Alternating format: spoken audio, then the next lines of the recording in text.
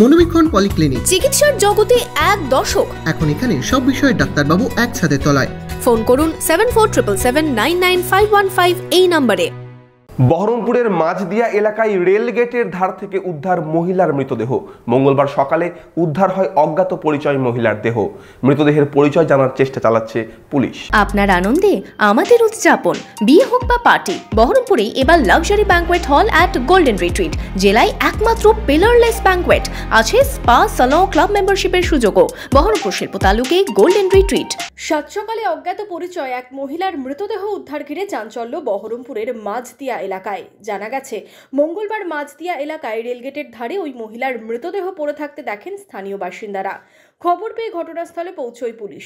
মৃতদেহ উদ্ধার করে ময়না তদন্তের জন্য মুর্শিদাবাদ মেডিকেল কলেজ হাসপাতালে পাঠায়। মৃতের পরিচয় জানার চেষ্টা চালাচ্ছে পুলিশ। এই যে আমি একটা এখন বডি নিয়ে এসেছি, এটি মাঝরি গ্রামের রেলগেটের ওখানে পাওয়া গিয়েছে। এটা সকালবেলায় গ্রামের লোক দেখেছে, তারপরে গ্রামের লোকজন যায়, ক্যাম্পে খবর দেয়, ক্যাম্পের পুলিশ এসে ওখানে জানায়। ক্যাম্প পুলিশ এখন বডিটি গাড়িতে করে বহরমপুর মেডিকেল কলেজ হসপিটালে পাঠিয়ে দেয়। ছেলে না মেয়ে?